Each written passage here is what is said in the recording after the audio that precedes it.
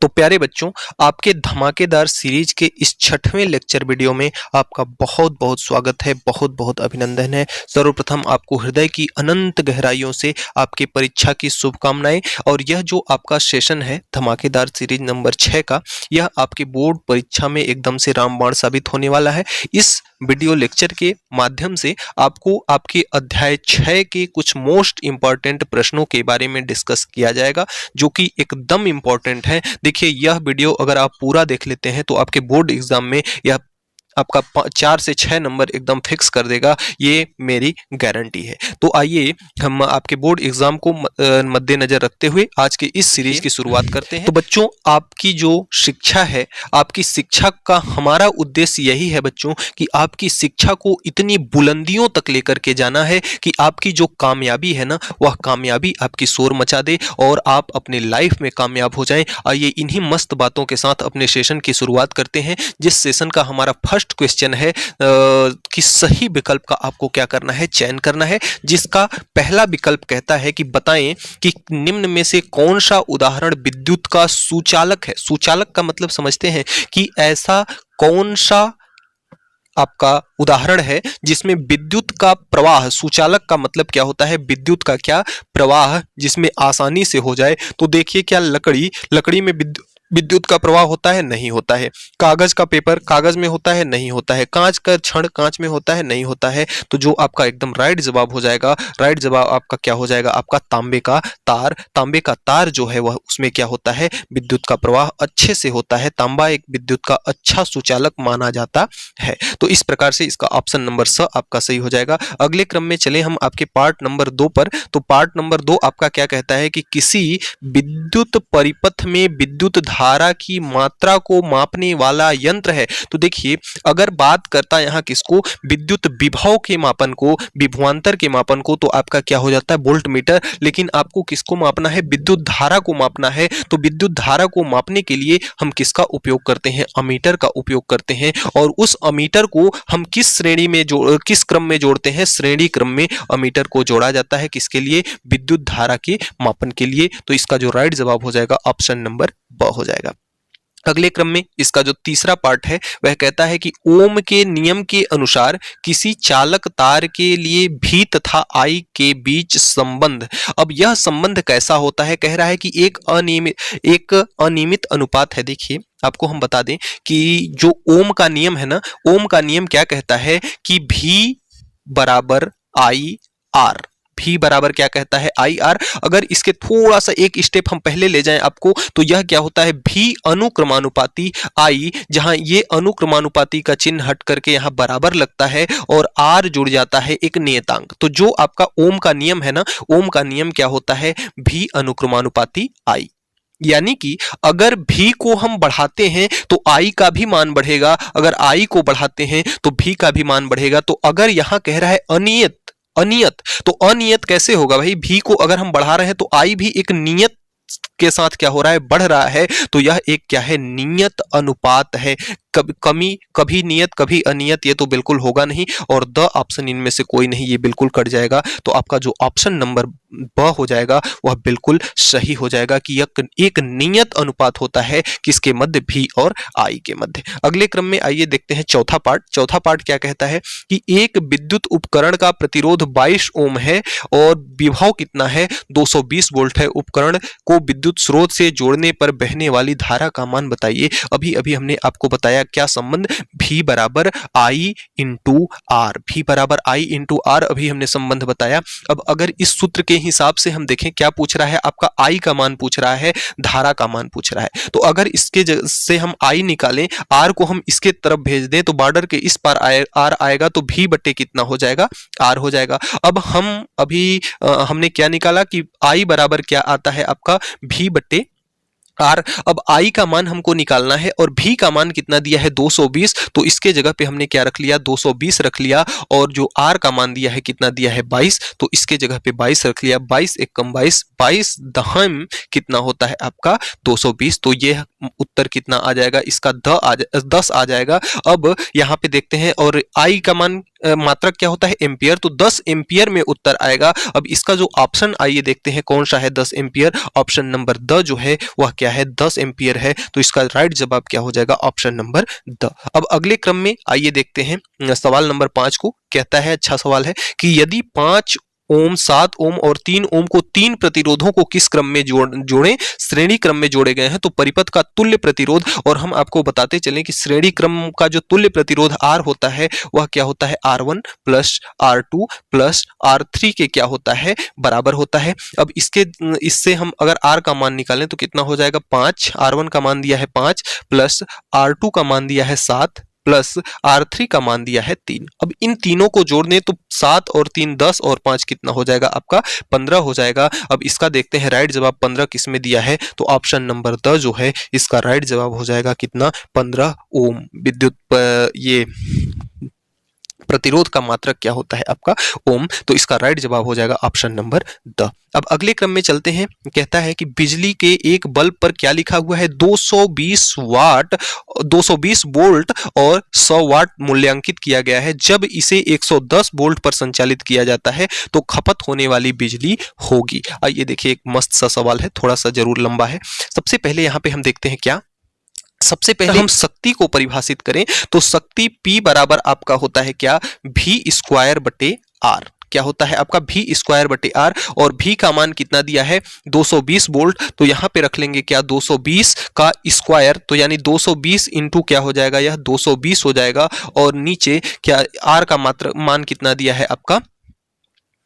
100 दिया है। तो नीचे हम क्या रख लेंगे? 100 रख लेंगे। तो 2 जीरो से तो आपका 2 जीरो कट जाएगा और 22 में 22 का गुणा करेंगे तो कितना आ जाएगा? 484 484। 22 का स्क्वायर कितना होता है? 484। तो यह मान आपका कितना आ गया? 484। अब हमें क्या ज्ञात करना होगा? हमें यहाँ पे अब ज्ञात करना होगा किसका मान? I का मान। और I बराबर हमारा होता है, I बराबर हमारा क्या होता है? V बराबर IR हमने पढ़ा है। तो I बराबर क्या होता है? V बटे R। अब V का मान कितना है?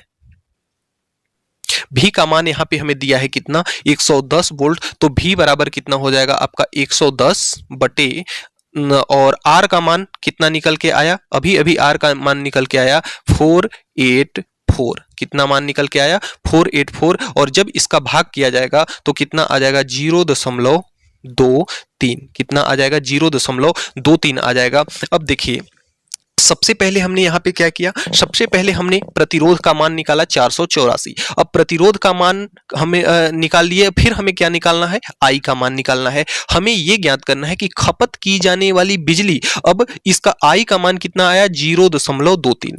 नोट करते चलिएगा इसको। अब 0.23 आया। हमें खपत करने वाली बिजली यानी शक्ति का मान चाहिए। तो जो शक्ति इसमें होगी, शक्ति का मान, शक्ति का जो फार्मूला आपका होता है वह क्या होता है आपका?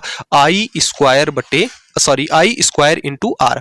अब I का मान कितना आया? 0.23।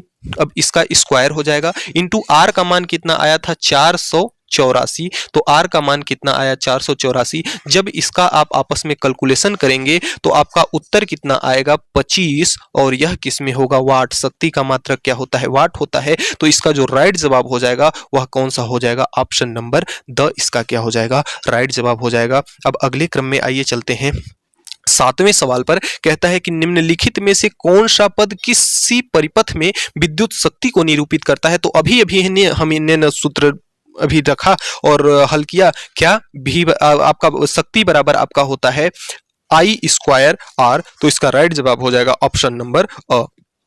अब देखिए अगला कहता है कि 8वां कि चालक का प्रतिरोध R है। यदि उसकी लंबाई खींचकर 2 गुनी कर दी जाए तो उसका नया प्रतिरोध। जैसे देखिए यह आपका क्या है? एक तार है।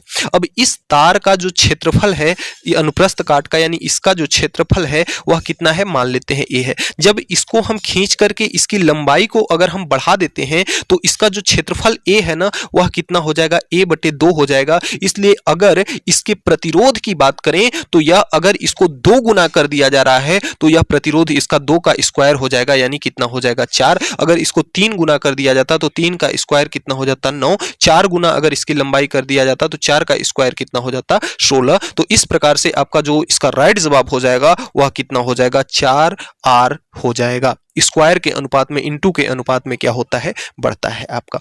अगले क्रम में आइए देखते हैं आपका प्रश्न संख्या 2। अच्छे अच्छे सवाल लिए गए हैं जो कि आपके बोर्ड परीक्षा में काफी महत्व रखते हैं। तो आइए देखते हैं आपके प्रश्न संख्या 2 को कहता है रिक्त स्थान की क्या करना है, पूर्ति करना है, जिसमें से आपका ऑप्शन नंबर ए है कि श्रेणी क्रम में संयोजित प्रतिरोधों का विभवांतर क्या होगा। आपको बताना है प्रतिरोधों का विभवांतर। तो एक बात आप एकदम गांठ बांध करके रख लीजिए कि यदि रास्ता बदलता है तो आपका विद्युत धारा बदलती है, और बिंदु बदलने पर क्या होता है, विभवांतर। आप अगर ध्यान दें तो जो आपका श्रेणी क्रम होता है वह उसका श्रेणी क्रम इस प्रकार से रहता है। श्रेणी क्रम में इस प्रकार से प्रतिरोधों को क्या किया जाता है, जोड़ा जाता है। अब देखिए यहां से क्या है कि इसका रास्ता एक ही है, रास्ता बदल नहीं रहा है, यानी कि विद्युत धारा इसमें क्या होगी, परिवर्तित नहीं होगी। विद्युत धारा क्या होगी, इसमें अपरिवर्तित रहेगी। लेकिन जो विभवांतर होगा, चूंकि बिंदु बदल रहा है, इसका एक सिरा दूसरे सिरे से जुड़ा हुआ है, मतलब दूसरे बिंदु से जुड़ा हुआ है। इसका पहला सिरा दूसरे बिंदु से, इसका पहला सिरा दूसरे बिंदु से, और इसका पहला सिरा दूसरे बिंदु से जुड़ा हुआ है। और बिंदु बदलने पर विभवांतर परिवर्तित होता है, बिंदु बदलने पर विभवांतर परिवर्तित होता है, और रास्ता बदलने पर धारा परिवर्तित होती है। तो यहां पूछ रहा है कि श्रेणी क्रम में संयोजित प्रतिरोधों का विभवांतर, तो विभवांतर क्या होगा, परिवर्तित होगा। विभवांतर क्या होगा, परिवर्तित होगा। अगर धारा को पूछता तो धारा इसमें क्या होती, अपरिवर्तित रहेगी। तो इसका राइट जवाब आपका हो जाएगा क्या, परिवर्तित होगा। बी पार्ट जो है कहता है कि समांतर क्रम में संयोजित प्रत्येक प्रतिरोध में प्रवाहित विद्युत धारा। देखिए हमने बताया समांतर क्रम में आपका कुछ इस प्रकार से प्रतिरोधों को जोड़ा जाता है, इस प्रकार से, ऐसे। तो इसमें देखिए क्या होता है कि विद्युत धारा जैसे यहां से अगर आ रही है, यहां से विद्युत धारा आ रही है, तो इसको दो रास्तों में बंटना होगा, एक इधर और एक इधर। तो अगर रास्ता बदलता है तो विद्युत धारा क्या होती है, बदलती है। तो कह रहा है कि समांतर क्रम में संयोजित प्रत्येक प्रतिरोधों में प्रवाहित विद्युत धारा क्या होती है, इसमें आप भर लेंगे क्या, परिवर्तित होती है। कैसी होती है, परिवर्तित होती है। तो विद्युत धारा यहां पे क्या होगी, आपकी परिवर्तित होगी। सी पार्ट कहता है कि विद्युत की खपत को हम किलोवाट प्रति घंटा में या किसमें प्रदर्शित करते हैं, या इसको प्रदर्शित करते हैं हम किसमें, यूनिट में प्रदर्शित करते हैं। भाई विद्युत धारा को हम कहते हैं ना कि इतने यूनिट हमारी विद्युत खर्चा हुई, तो उसको हम और किससे प्रदर्शित करते हैं, यूनिट में। अब अगला है कि विद्युत लैंप में तंतु, जो विद्युत लैंप में जो तंतु लगा होता है ना, किसका लगा होता है, विद्युत लैंप में जो आपका तंतु लगा होता है, यह किसका लगा होता है, टंगस्टन का लगा होता है। किसका लगा होता है, टंगस्टन का जो तंतु होता है लगा होता है। या विद्युत बल्ब में जो फिलामेंट होता है वह किसका होता है, आपका टंगस्टन का होता है। ई पार्ट है कि चालक तार का ताप बढ़ाने पर उसका क्या बढ़ता है, उसका प्रतिरोध बढ़ता है। उसकी प्रतिरोध बढ़ता है और चालकता उसकी क्या होती है, घटती है। प्रतिरोध बढ़ेगा और चालकता घटेगी। तो यहां पे आपका प्रतिरोध कह रहा है, बढ़ने की बात कर रहा है, तो बढ़ता कौन है, आपका प्रतिरोध बढ़ता है। तो इस प्रकार से आप दूसरे सवाल को कर सकते हैं। अब आइए कुछ प्यारे प्यारे सवाल दिए गए हैं, आइए उनको हम उनके हल को पढ़ते हैं और उन आपके महत्वपूर्ण सेशन की ओर चलते हैं। कहता है कि अगर किसी श्रेणी क्रम में परिपथ में विद्युत बैटरी द्वारा 6 वोल्ट विभवांतर है, अगर पहले बल्ब के पास 2 वोल्ट का विभवांतर है तो दूसरे वोल्ट के पास विभवांतर, हमने आपको बताया कि जो श्रेणी क्रम होता है ना, विभवांतर परिवर्तित होता है क्योंकि उसके बिंदु अलग अलग होते हैं। तो टोटल विभवांतर कितना कह रहा है, 6 वोल्ट, और एक सिरे का विभवांतर 2 वोल्ट है, तो दूसरे का क्या होगा, दूसरे का देखिए 6 माइनस हम क्या कर देंगे, 2 कर देंगे, तो हमारा कितना आ जाएगा, 4 वोल्ट। यानी पहले पे अगर 2 है तो दूसरे पे कितना हो जाएगा, 4 हो जाएगा। आइए उत्तर को हम देखते हैं, हल को इसके देखते हैं। कह रहा है कि श्रेणी क्रम में परिपथ कुल 6 वोल्ट का विभवांतर है तथा पहले बल्ब के पास 2 वोल्ट का विभवांतर है, तो कुल विभवांतर पहले वोल्ट, भाई कुल विभवांतर क्या होता है, पहले बल्ब का विभवांतर और प्लस दूसरे बल्ब का विभवांतर, यानी विभवांतरों का योग कर देंगे। तो दूसरे बल्ब का विभवांतर, अगर हमें दूसरे बल्ब का विभवांतर यहां से ज्ञात करना है तो पहले बल्ब को हमें बॉर्डर के उस पार भेजना होगा, और यह प्लस में है, बॉर्डर के इस पार जब आएगा तो किस में हो जाएगा, माइनस में। तो यह 6 माइनस 2 बराबर कितना हो जाएगा, 4 वोल्ट। इसलिए दूसरे बल्ब का जो विभवांतर होगा वह कितना हो जाएगा, आपका 4 वोल्ट हो जाएगा। तो इस प्रकार से हम इस सवाल को कर सकते हैं। देखिए जो आपकी राय है इस वीडियो के लिए वह हमारे लिए अत्यंत महत्वपूर्ण है, जिसे आप कमेंट बॉक्स में कमेंट करके इस वीडियो के प्रति आपकी जो भी राय है उसे जरूर व्यक्त करें, ताकि हम तक आपकी सूचना पहुंच सके। अगला जो 5वां प्रश्न है, कहता है कि दो चालक तार जिनके पदार्थ की लंबाई तथा व्यास समान है, किसी विद्युत परिपथ में पहले श्रेणी क्रम में और फिर समांतर क्रम में संयोजित किया जाता है, तो श्रेणी क्रम तथा समांतर क्रम संयोजन में उत्पन्न ऊष्माओं का क्या अनुपात होगा। आइए बारी बारी से इसको हल करते हैं। देखिए आपके पास दिया क्या है कि दिया है कि दो चालक तार जिनके पदार्थ की लंबाई तथा व्यास दोनों क्या है, समान है, यानी इसकी लंबाई को और व्यास को दोनों को क्या कह रहा है, समान है। अब आइए देखते हैं। सबसे पहले ये बोला है सवाल कि आपका पहले किस में जुड़ा हुआ है, श्रेणी क्रम में। तो श्रेणी क्रम में आपका इस प्रकार से जुड़ेगा, क्योंकि दोनों R1 और R2 क्या है, समान है। R1 और R2 समान है, और हम जानते हैं कि श्रेणी क्रम का जो तुल्य प्रतिरोध होता है वह क्या होता है, R1 प्लस R2। तो अगर R1 और R2 दोनों बराबर हैं, तो इन दोनों को ही हमने क्या मान लिया, R मान लिया। तो R प्लस R कितना आ गया, 2R, यानी कि जो आपका श्रेणी क्रम का जो आपका प्रतिरोध होगा, कुल प्रतिरोध हुआ होगा, कितना होगा, 2R होगा। अब इसी प्रकार से अगर दोनों को हम किस में जोड़ लें, समांतर क्रम में, तो समांतर क्रम में इस प्रकार से संयोजित किया जाता है। समांतर क्रम का जो तुल्य प्रतिरोध होता है वह होता है 1/R, तुल्य बराबर होता है 1/R1 प्लस 1/ क्या होता है, R2। तो अगर R दोनों तो समान है, दोनों प्रतिरोधों की लंबाई वगैरह सब समान है, तो प्रतिरोध भी क्या होगा, इसका समान होगा। तो दोनों को R हमने मान लिया। अब इसको अगर हम जोड़ते हैं भिन्न के जोड़ के हिसाब से, तो हर बराबर है, हर को एक बार लिखेंगे, और ऊपर क्या आ जाएगा, ऊपर दोनों के हर बराबर है, तो ऊपर 1 + 1 यानी कि 2/ कितना आ जाएगा, R आ जाएगा। यह कितना आ जाएगा, 2/R आ जाएगा। अब हमें क्या ज्ञात करना है, हमें ज्ञात करना है ऊष्मा। तो ऊष्मा H बराबर आपका होता है V² T क्या होता है, R। देखिए लेक्चर क्लास में ये सारे सूत्र आपको अच्छे से बताए गए हैं, इन पर प्रैक्टिस भी कराई गई है। आप लेक्चर क्लास जरूर देखें, वहां से आपको बहुत कुछ सीखने को मिलेगा। अब यहाँ पे देखिए हमें दो प्रकार की ऊष्माएं हैं ना, एक ऊष्मा हमें यहां से मिलेगी, और भाई एक आपका श्रेणी क्रम में जुड़ा हुआ है, तो एक ऊष्मा यहां से हो गई, और एक आपका किस में जुड़ा हुआ है, समांतर क्रम में जुड़ा हुआ है, तो एक ऊष्मा आपकी यहां से हो गई। इसको हम मान ले रहे हैं, इसको हम H1 और इसको हम मान ले रहे हैं H2। तो यहां से देखिए आपका V और T का मान तो बदलेगा नहीं, क्योंकि सब समान है। आपका बदलेगा केवल क्या, R, क्योंकि श्रेणी क्रम में जुड़ा है तो इसका मान कितना है, 2R, और समांतर क्रम में जुड़ा है तो कितना आया है, 2/R आया है इसका मान। तो इसमें H1 और H2 करेंगे तो R का मान बदलेगा, तो यहां से V² T आपस में कट जाएगा, और यहां पे क्या बचेगा, R से तो आपका R कट जाएगा, और 2 का जब 2 से गुणा होगा तो क्या बचेगा, आपका 4 बचेगा। इसलिए इसका अनुपात जो हो जाएगा कितना हो जाएगा, 1/4, और इसका अनुपात जो आएगा कितना आएगा, आपका 1:4 का। तो इस प्रकार से इस सवाल को आप कर सकते हैं। अब अगले क्रम में आइए देखते हैं। सवाल नंबर 6 जो है, कहता है कि 9 वोल्ट की किसी बैटरी को 2 ओम, 3 ओम, 4 ओम, 5 ओम तथा 12 ओम के प्रतिरोधों के साथ किसमें जोड़ा गया है, श्रेणी क्रम में जोड़ा गया है। तो 2 ओम के प्रतिरोध से कितनी विद्युत धारा प्रवाहित होगी। तो एक चीज मैं आपको बता दूं कि श्रेणी क्रम में अगर जुड़े हुए हैं, तो श्रेणी क्रम में जुड़े होने से जो इस धारा का मान होता है ना, धारा का मान आपका नहीं बदलता है, क्योंकि यहाँ पे रास्ता धारा का एक ही है, रास्ता नहीं बदल रहा है। अगर रास्ता बदलेगा तो क्या बदलेगी, आपकी विद्युत धारा बदलेगी, लेकिन रास्ता एक ही है। तो चाहे हम इस प्रतिरोध से क्या निकाल लें, चाहे इस प्रतिरोध का, चाहे इस प्रतिरोध का, चाहे इसका, चाहे इसका, हर प्रतिरोध पर धारा का मान क्या होगा, समान होगा। तो आइए सबसे पहले इसका तुल्य प्रतिरोध निकाल लेते हैं। तुल्य प्रतिरोध यानी प्रतिरोधों का योग कितना आ जाएगा, आपका 26 ओम।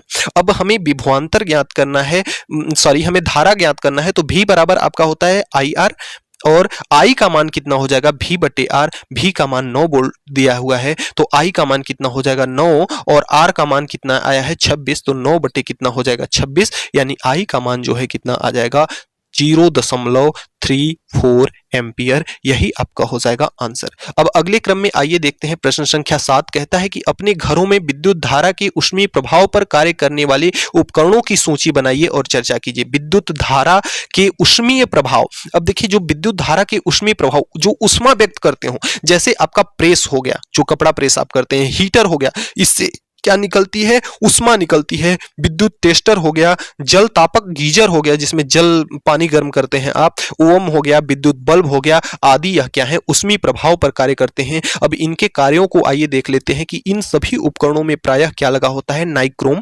निकिल, क्रोमियम, मैग्नीज तथा लोहे के मिश्र धातु का तार होता है। देखिए मिश्र धातु का तार इसलिए होता है क्योंकि उसकी चालकता, मिश्र धातु की जो चालकता होती है वह धातुओं की अपेक्षा ज्यादा होती है, इसलिए मिश्र धातु यानी कि निकिल, क्रोमियम, मैग्नीज, लोहा इत्यादि को के मिश्रण करके हम तार को बनाते हैं। जब इन उपकरणों को विद्युत स्रोत से जोड़ते हैं तो नाइक्रोम के तार में ऊष्मा उत्पन्न होती है। विद्युत बल्बों में प्रकाश उत्पन्न करने के लिए विद्युत बल्ब में लगे टंगस्टन धातु फिलामेंट या विद्युत धारा भेजते हैं तो वह गर्म होता है और उस गर्माहट से क्या उत्पन्न होता है, आपका प्रकाश उत्पन्न होता है। तो इस प्रकार से इनके कार्यों को आप समझ सकते हैं। अब अगले क्रम में जो आपका 8वां प्रश्न है, कह रहा है कि किसी बल्ब पर कितना लिखा हुआ है, आपका 200 वोल्ट और 100 वाट अंकित है। इस बल्ब का प्रतिरोध कितना होगा यदि 5 बल्ब 4 घंटे के लिए कार्य करे तो कितनी विद्युत ऊर्जा की खपत होगी, 50 पैसे प्रति यूनिट से लगने वाले खर्चा की गणना कीजिए। आइए बारी बारी से इसके हल को करते हैं। सबसे पहला चीज क्या कह रहा है कि इस पे इतना लिखा हुआ है, इसका अर्थ यह है कि उस बल्ब को यदि 200 वोल्ट के विभवांतर पर जलाया जाता है तो विद्युत शक्ति यानी कि कितनी आ जाएगी, आपकी 100 वाट होगी। अर्थात बल्ब को 220 वोल्ट पर जलाएंगे 1 सेकंड में तो कितना आपका विद्युत ऊर्जा की खर्चा होगी, 100 वाट जूल विद्युत ऊर्जा की क्या होगी, खर्चा होगी। यहाँ पे विद्युत शक्ति P बराबर कितना दिया हुआ है, 100 वाट, और V बराबर कितना दिया है, 200 वाट। प्रतिरोध की हमें गणना करनी है। आइए हम प्रतिरोध की गणना कर लेते हैं। P बराबर हमारा होता है V स्क्वायर बटे R। तो भी हमें किसका प्रतिरोध का मान ज्ञात करना है तो R को हम इधर ले आएंगे बॉर्डर के इस पार और P को यहां भेज देंगे तो यह इस प्रकार से सूत्र बन जाएगा। और V का मान दिया है 200 तो 200 का स्क्वायर और नीचे P का मान कितना दिया है 100 वाट तो 100 हो जाएगा आपका। 200 का स्क्वायर कितना हो जाएगा, 4 पर 4 जीरो और 2 जीरो से आपका 2 जीरो यहाँ पे कट जाएगा तो ऊपर बचेगा कितना, 400 ओम। अब प्रतिरोध का मान हमें क्या पता हो गया, 400 ओम। अब हमें ये देखना है कि जो आपके 100 वाट के 5 बल्ब 4 घंटे में जलाते हैं अगर, तो हमें खर्च कितना आता है। पहला उत्तर तो हमें ये मिल गया। अब आइए देखते हैं खर्च। जो खर्च की गई ऊर्जा होती है ना, वह होती है उपकरणों की संख्या प्लस जितने वाट का जो आपका लगा हुआ है वह उसकी शक्ति प्लस जितने घंटे जल रहा है यानी कि समय और दिन की संख्या, इनका आपस में गुणा बटे कितना होता है, 1000। यह आपका सूत्र होता है और ये जो निकल के आता है किलोवाट घंटा में निकल के आता है। तो जब इसका गुणा करेंगे हम 2 जीरो से तो 2 जीरो कट जाएगा यह आपका, और 5 चौक हो जाएगा 20 तो 10 दूना के कितना हो जाएगा 20 यानी कि 2 किलोवाट। अब 1 किलोवाट का खर्च कितना है, 50 पैसे है यानी कि 0.5 रुपए है, यानी कि 98 है। तो 2 यूनिट का मूल्य कितना हो जाएगा भाई, 1 यूनिट का कितना है 98 है तो 2 यूनिट का मूल्य यानी कि यहाँ पे देखिए इसको थोड़ा सा इंटू लगा लीजिएगा तो 2 यूनिट का मूल्य कितना हो जाएगा आपका 1 रुपए। तो प्रतिरोध का मान कितना आया 400 ओम और जो खर्च आपका आया कितना आया 1 रुपए आया। तो इस प्रकार से हम इस सवालों को हल कर सकते हैं। अगला है आपका 9वां प्रश्न, कहता है देखिए बहुत अच्छे प्रश्न लिए गए हैं जो कि आपके परीक्षा के लिए एकदम इंपॉर्टेंट हैं। इनमें से एक आध प्रश्न आपको अच्छे नंबर के जरूर मिलेंगे। अच्छे नंबर कहने का मतलब बड़े अंकों में आपको देखने को मिलेंगे। अब अगला कहता है 9वां की 2 ओम 3 ओम 5 ओम के 3 प्रतिरोधकों को आप किस प्रकार संयोजित करेंगे कि तुल्य प्रतिरोध 2.5 ओम हो जाए। चित्र भी बनाना है आपको, तो आइए देखते हैं। देखिए 2 ओम 3 ओम और 5 ओम प्रतिरोध दिया हुआ है। यदि R1 और R2 को यानी पहले और दूसरे को इसको हम क्या कर दें श्रेणी क्रम में जोड़ दें तो इसका तुल्य प्रतिरोध जो हो जाएगा 5 ओम हो जाएगा। अब R3 का भी मान 5 ओम है और R तुल्य का भी मान 5 ओम है। तो यदि R तुल्य और R3 को अगर हम समांतर क्रम में जोड़े, जैसे देखिए यहाँ पे चित्र से आपको हम बताते हैं, आइए देखते हैं चित्र को, चित्र से आपको समझाते हैं। देखिए यहाँ पे आपका जुड़ा है कौन, यहाँ पे जुड़ा है आपका R1 और R2, इसको हमने श्रेणी क्रम में एक लाइन में जोड़ा है। और जो आपका R3 है ना उसको हमने यहाँ पे जोड़ा है। R3 को हमने यहाँ पे जोड़ा है, तो R1 और R2 का तुल्य प्रतिरोध, इन दोनों का तुल्य प्रतिरोध कितना आया 5 ओम, और इसका प्रतिरोध कितना है 5 ओम। अब यह 5 ओम इसके साथ 5 ओम अब किस में जुड़ा हुआ है, समांतर क्रम में। अब इसको समांतर क्रम में हम निकालें तो कितना आ जाएगा आपका 2.5 ओम। और यही तो प्रश्न कह रहा था ना, यही तो प्रश्न कह रहा था ना कि कितने में जोड़ा जाए कि 2.5 ओम हो जाए। चित्र बनाकर भी दिखाना है, तो हमने बिल्कुल चित्र बनाकर भी इसे क्या कर दिया, दिखा दिया। तो इस प्रकार से इस सवाल को आप हल कर सकते हैं। अगला है प्रश्न संख्या 10वां, किसी विद्युत बल्ब के तंतु में से 0.5 एम्पियर विद्युत धारा 20 मिनट तक प्रवाहित होती है, तो विद्युत परिपथ से प्रवाहित होने वाले विद्युत आवेश के परिमाण क्या होंगे। देखिए विद्युत आवेश जो Q होता है, Q बराबर होता है I इंटू टी। कुछ भी नहीं करना है, हमें सबका मान दिया हुआ है, बस इसका क्या करना है, आपस में मल्टीप्लाई करा देना है। I का मान दिया है 0.5 एम्पियर, T का मान दिया है 20 मिनट। अब इसको चूंकि यह एम्पियर में है तो इसको हमें सेकंड में बदलना होगा, तो 20 मिनट को सेकंड में बदलेंगे तो कितना हो जाएगा 1200 सेकंड। 20 मिनट को अगर सेकंड में बदलेंगे, 20 में अगर हम 60 का गुणा करेंगे तो कितना हो जाएगा आपका 1200 सेकंड हो जाएगा। अब यहाँ से Q बराबर हमारा क्या होता है IT। अब I का मान इतना है, T का मान इतना है, आपस में गुणा होगा भाई 1200 में अगर आधा का गुणा होगा तो कितना होगा 600, और Q का मात्रक क्या होता है जूल। तो इस प्रकार से इसका उत्तर कितना हो जाएगा 600 जूल। देखिए हमारा उद्देश्य है कि आपके एक एक कॉन्सेप्ट को क्लियर करना। आपका जो भी डाउट रह जाता है उसको कमेंट बॉक्स में आप जरूर लिखा कीजिए, और वीडियो देखने के बाद एक राय अपनी जरूर दिया कीजिए कि हाँ यह वीडियो आपको कैसी लगी और इस वीडियो से आपको कितना समझ में आ पाया। अब अगले क्रम में आप देखते हैं 11वां सवाल कि एक घर में प्रतिदिन 40 वाट की 4 बल्ब 5 घंटे, 60 वाट के 2 बल्ब 6 घंटे और 80 वाट के 3 पंखे 6 घंटे चलते हैं, तो इस घर में महीने का खर्च कितना होगा यदि बिजली का मूल्य कितना हो, 50 पैसे यूनिट हो तब। आइए देखते हैं। देखिए जो खर्च होता है ना, खर्च का एक फार्मूला होता है। वह फार्मूला कौन सा है कि विद्युत उपकरण की संख्या इनटू विद्युत उपकरण की शक्ति, जो भी दिया है वाट में वह शक्ति, फिर समय और फिर दिनों की संख्या, इन सब का गुणा करके हम उसको 1000 से डिवाइड कर देंगे तो हमें खर्च ऊर्जा पता हो जाएगी। अब पहला क्रम में कह रहा है कि 40 वाट के 4 बल्ब 5 घंटे तक जलाते हैं, तो 40 वाट के 4 बल्ब 5 घंटे तक जलाएंगे, तो इस सूत्र के आधार पर अगर हम इसको रख देंगे तो हमारा उत्तर कितना आ जाएगा 40। अब इसको आप गुणा भाग करके देख लीजिएगा अपना, इसका उत्तर कितना आ जाएगा 24। अब अगर 60 वाट के 2 बल्ब 6 घंटे तक जलते हैं तो इसका खर्चा इस सूत्र के हिसाब से कितना आ जाएगा आपका 21.6। इसको भी गुणा भाग करके देख लीजिएगा। और तीसरे क्रम में कह रहा है कि 80 वाट के 3 पंखे चलाने पर जो खर्च आएगा इस सूत्र के हिसाब से अगर देखेंगे तो कितना आएगा आपका 43.2 आएगा। यह किस में आएगा, यूनिट में आएगा। अब आपका यानी कि अगर कुल व्यय ऊर्जा अगर हम देखें तो 88.8, इसको और इसको तीनों को हम क्या करेंगे जोड़ देंगे तो 88.8 किसमें आया, यह यूनिट में आया। किसमें आया, यूनिट में आया। अब एक यूनिट का खर्चा आपको दिया है कितना 50 पैसा यानी कि आधा रुपए। अब अगर हम 88.8 यूनिट का खर्च निकालें तो इस 88.8 में 0.5 का गुणा करेंगे 44.4 रुपए आपका आ जाएगा आंसर। बहुत ही कंसेप्टेबल सवाल था जो कि आपका हर एक कंसेप्ट क्लियर हो गया। स्क्रीनशॉट लेते जाइएगा, पेन कॉपी लेके बैठिएगा, हल करते चलिएगा, गुणा भाग करते चलिएगा। जितना जितना अभ्यास करेंगे उतना ही आपको आएगी। करत करत अभ्यास ते जड़मति होत सुजान, रसरी के आवत जाते सिल पर पड़त निशान। अभ्यास बार बार कहने से मूर्ख व्यक्ति भी क्या हो जाता है, समझदार हो जाता है। और आपको समझाना ही केवल एकमात्र मेरा उद्देश्य है। तो आप कमेंट बॉक्स में जरूर बताइएगा कि आपको समझ में आ रहा है या नहीं। अब अगला कह रहा है कि एसआई इकाई में विद्युत ऊर्जा को क्या करना है, आपको परिभाषित करना है। तो एसआई इकाई में जो ऊर्जा का मात्रक होता है वह क्या होता है, जूल। तो विद्युत भी क्या है, एक प्रकार की ऊर्जा है, तो विद्युत का भी मात्रक क्या होगा, विद्युत ऊर्जा का भी मात्रक क्या होगा, आपका जूल होगा। और अन्य मात्रक क्या है, अन्य इकाई में क्या है, कैलोरी है। तो इस प्रकार से इसको लिख सकते हैं। देखिए प्यारे बच्चों, इस वीडियो को बनाने के लिए, इस पीडीएफ को बनाने के लिए बहुत सारी मेहनत लगी हुई है हमारी, और उस मेहनत के लिए बस आप लोगों से एक ही अनुरोध है कि ज्यादा से ज्यादा लोगों को शेयर करें और चैनल को सब्सक्राइब करें। इसका यदि आपको पीडीएफ वगैरह चाहिए तो इसका पीडीएफ आपको टेलीग्राम में प्रोवाइड करा दिया जाएगा। और किसी भी प्रकार का अगर आपका कोई डाउट है, उस डाउट से संबंधित आपको कोई समस्या है, उसका अगर हमसे बातचीत करना है आपको, तो आप को लिंक दिया हुआ है इस वीडियो के डिस्क्रिप्शन बॉक्स में, जहां से आप व्हाट्सएप ग्रुप को हमारे ज्वाइन कर सकते हैं। वहां हमारी बात आपसे फेस टू फेस हो जाती है। अब आइए देखते हैं इसका जो बी पार्ट कहता है कि एक परिवार में निम्नलिखित विद्युत उपकरण का उपयोग किया जाता है।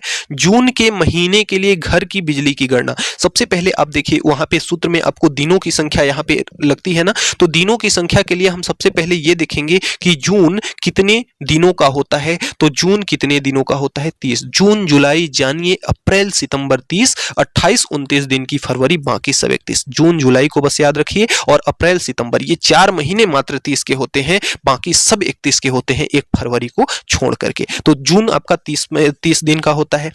विद्युत ऊर्जा प्रति यूनिट लागत कितना है? 3 रुपए है। आइए पहले पार्ट को देखते हैं कि प्रतिदिन 10 घंटे के लिए 400 वाट शक्ति का क्या चलता है? रेफ्रिजरेटर। और खर्च का सूत्र अभी हमने आपको बताया, 400 वाट का एक फ्रिज 10 घंटा चलाने पर, तो इसको हम इस पर रख देंगे। देखिए विद्युत उपकरण की संख्या, कितने फ्रिज हैं? 1 है। विद्युत शक्ति, कितने वाट का फ्रिज है? 400 वाट का, तो यहां पे हमने क्या रख लिया? 400 वाट। समय कितना है? समय आपका कितना ले रहा है? 10 घंटे, तो यहां हमने रख लिया 10। और दिनों की संख्या जून का महीना है जो कि कितने होता है? 30 का, और बटे कितना हो जाएगा? 1000। जब इनको हम सॉल्व कर देंगे तो हमारा आंसर कितना आ जाएगा आपका? हमारा आंसर आ जाएगा 12।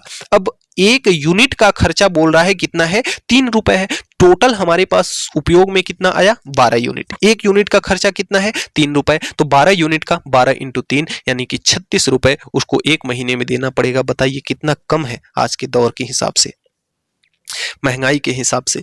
अब आइए देखते हैं अगले पार्ट को, इसके पार्ट नंबर 2 को। प्रत्येक दिन 12 घंटे के लिए 2 बिजली के रेफ्रिजरेटर जिनकी शक्ति कितनी है? 80 वाट है। आइए हम देख लेते हैं कि 80 वाट का 2 फ्रिज चलाने पर 12 घंटे में कितना खर्च आएगा। देखिए विद्युत उपकरण की संख्या, फ्रिज कितने हैं? 2। विद्युत उपकरण की शक्ति, उस पे शक्ति कितनी है? 80 वाट है। और समय कितना है? समय चला रहे हैं हम 12 घंटे, तो इंटू 12। और दिनों की संख्या, जून का महीना है, दिन कितने हैं? 30। अब बटे में कितना करना है? 1000। जब इसको हम हल करेंगे, जब इसको हम सॉल्व करेंगे तो हमारा कितना निकल के आएगा? 57.6 यूनिट का टोटल खर्चा हो रहा है। आप इसको गुणा भाग करके देख सकते हैं। अब 1 यूनिट का खर्चा कितना है? 3 रुपए। तो 57.6 यूनिट का खर्चा 57.6 इंटू 3 यानी 172 रुपए 8 पैसे टोटल इसके खर्चे आएंगे। अब इसके क्रम में तीसरा पार्ट जो कह रहा है कि प्रत्येक दिन 6 घंटे के लिए 18 वाट शक्ति के 6 विद्युत ट्यूब जलाए जाते हैं, बल्ब जलाए जाते हैं। तो हमने आपको सूत्र बताया ही, खर्च ऊर्जा बराबर विद्युत उपकरण की संख्या कितनी है? कितने ट्यूब हैं? 6 ट्यूब हैं, तो 6। विद्युत उपकरण की शक्ति कितनी है? 18 वाट, तो इंटू 18। समय कितना है? 6 घंटा, तो यहाँ पे 6 रख लिया। दिनों की संख्या, जून का महीना कितने का? 30 का। इनका जब कैलकुलेशन करेंगे तो कितना आएगा? 19.4। यानी टोटल बिजली आपकी खपत कितनी है? 19.4 यूनिट की। अब 1 यूनिट का खर्चा अगर 3 रुपए है तो 19.4 यूनिट का खर्चा कितना हो जाएगा आपका? 58.2 रुपए। तो इस प्रकार से इन प्यारे प्यारे सवालों को कर सकते हैं। ये सवाल आपके बिल्कुल विस्तृत उत्तरी में आपको देखने को मिलेंगे। अगला पार्ट कह रहा है कि निम्नलिखित को स्पष्ट कीजिए। कोई तीन को निम्नलिखित को स्पष्ट कीजिए। तो मैं जितना भी दिया हुआ है आपको सब कुछ बता दे रहा हूं। पहला कह रहा है कि विद्युत लैंपों के तंतुओं का निर्माण प्रायः एकमात्र किससे किया जाता है? टंगस्टन से, जैसा कि अभी हमने बताया। तो ऐसा उपयोग क्यों किया जाता है? तो आइए उत्तर को इसके पढ़ते हैं। उत्तर क्या कहता है? उत्तर कहता है कि विद्युत लैंपों में तंतुओं का निर्माण प्रायः किससे किया जाता है? एकमात्र टंगस्टन का उपयोग किया जाता है, क्योंकि यह उच्च गलनांक यानी कि यह जल्दी पिघलता नहीं है, क्योंकि यह 3380 डिग्री सेंटीग्रेड पर पिघलना क्या करता है? शुरू करता है, जो कि एक प्रबल धातु मानी जाती है। तो जो अत्यंत तप्त होकर क्या करते हैं? प्रकाश उत्पन्न करते हैं, परंतु पिघलते नहीं हैं। इसलिए उनके तंतुओं में किसका उपयोग किया जाता है? आपके टंगस्टन का उपयोग किया जाता है। तो इसको ऐसे लिख लेंगे। एक टिप्पणी लिखने के लिए ऐसे आपको जरूर पूछेगा आपकी परीक्षा में। दूसरा पार्ट है कि विद्युत तापन युक्तियों जैसे ब्रेड, टोस्टर, टेस्टर यहां होगा, तथा विद्युत इस्त्री के चालक शुद्ध धातुओं के स्थान पर मिश्र धातुओं के क्यों बनाए जाते हैं? तो जैसा कि हमने आपको बताया कि मिश्र धातुएं जो होती हैं, प्रतिरोधकता उनमें क्या होती है? शुद्ध धातुओं की अपेक्षा अधिक होती है। जो उच्च ताप पर ये मिश्र धातुएं ऑक्सीकृत नहीं होती। इस कारण टेस्टर, इस्त्री और विद्युत तापन युक्तियों के चालक को शुद्ध धातु के न बनाकर किससे बनाया जाता है? मिश्र धातु से बनाया जाता है। अब अगला आपका तीसरा पार्ट है, कहता है कि घरेलू विद्युत परिपथों में श्रेणी क्रम संयोजन का उपयोग क्यों नहीं किया जाता। देखिए, घरेलू विद्युत परिपथ में श्रेणी क्रम संयोजन का उपयोग नहीं किया जाता क्योंकि जैसे जैसे हम श्रेणी क्रम में प्रतिरोध जोड़ते जाते हैं, तुल्य धारा क्या होती जाती है, कम होती जाती है, जिससे जो बल्ब आपका जुड़ा होगा वो उसकी आगे की रोशनी क्या हो जाएगी, कम होती चली जाएगी। जिसके लिए हम क्या करते हैं, उसको घरों में जो हमारी लाइट होती है उसे हम किस में जोड़ते हैं, समांतर क्रम में जोड़ते हैं। तो प्यारे बच्चों, अब इसका अगला जो पार्ट है चौथा, किसी तार का प्रतिरोध उसकी अनुप्रस्थ काट के क्षेत्रफल में परिवर्तन के साथ किस प्रकार परिवर्तित होता है। तो आइए देखते हैं इसका उत्तर। देखिए, किसी तार का जो प्रतिरोध होता है ना, उसके अनुप्रस्थ काट के क्षेत्रफल के क्या होता है, व्युत्क्रमानुपाती। यदि उसके क्षेत्रफल को हम क्या करते हैं, व्युत्क्रमानुपाती का मतलब जो उसका प्रतिरोध होता है उसके व्युत्क्रमानुपाती। अगर क्षेत्रफल को बढ़ाएंगे तो आर घटेगा और आर को बढ़ाएंगे तो क्षेत्रफल क्या होगा, बढ़ेगा। यानी एक को बढ़ाया जाए तो दूसरा क्या होगा, बढ़ेगा। जैसे जैसे तार की मोटाई बढ़ती है तो अनुप्रस्थ काट का क्षेत्रफल बढ़ेगा